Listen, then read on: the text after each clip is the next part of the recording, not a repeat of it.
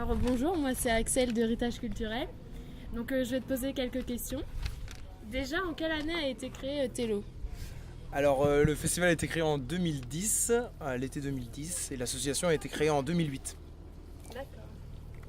Et est-ce que tu saurais par qui et pourquoi il a été créé? Alors du coup on était un foyer des jeunes qui avait été créé en 2008, et pour faire vivre notre foyer des jeunes on avait besoin d'un projet pour la vie du quotidien, qu'on ait des choses à faire. Et en fait c'est Fabien qui était président à l'époque, qui a été à l'initiative du projet, et on a tous été chauds pour suivre l'aventure, quoi. D'accord. Et lorsque ça a été créé, combien y avait-il d'organisateurs à peu près? On devait être une vingtaine d'organisateurs. Après, on avait fait 300 personnes la première édition, donc on était vraiment sur un micro-festival. Mais il faut savoir on est la même équipe organisatrice aujourd'hui qu'elle l'était à l'époque. Et du coup, on avait entre 15 et 18 ans à la première édition. Donc on ne pouvait pas non plus prétendre à des grandes ambitions, quoi. Et à quel poste tu étais à la première édition? Alors, à la première édition, je devais être vice-président de l'association. Et voilà, du coup, après mon poste en lui-même sur le festival, je devais faire un petit peu les mêmes choses qu'aujourd'hui, du télescopique, du montage et tout ça. Je pense que j'étais moins là dans la préparation avant le festival, mais voilà à peu près ce que je faisais. Et du coup, aujourd'hui, tu es aussi coprésident. Et Voilà. donc, ça n'a pas changé le rôle Si, de la première édition? du coup, aussi complètement en fait, parce que le festival a pris de l'ampleur. Avant, on se prenait à peu près 4 mois de préparation, ou encore, je crois que la première édition, l'idée avait germé 4 mois avant la date, donc on avait plus que 4 mois de préparation. Là, on prépare le festival d'une année sur l'autre, et plus principalement avec Fabien, Johan et moi, où on travaille quasiment à l'année sur l'édition de cette année, par exemple. Et combien de personnes attendez-vous cette année?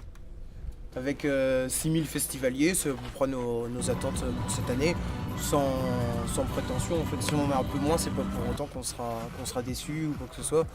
Si on fait 6000, c'est très bien, et par rapport aux estimations qu'on peut faire à nos préventes, c'est à peu près ce qu'on devrait faire cette année.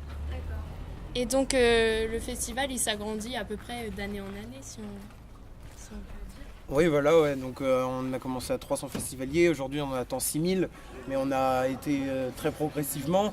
Le but du jeu aussi de ce festival, c'est pas forcément de faire des grosses scènes, des gros artistes, et de faire des rangées de buvettes et de restauration. On essaye vraiment d'en faire un ensemble, même si aujourd'hui là on a vraiment investi dans de la structure avec une deuxième grosse scène, une buvette qui prend de la place aussi également, et avec un coin VIP.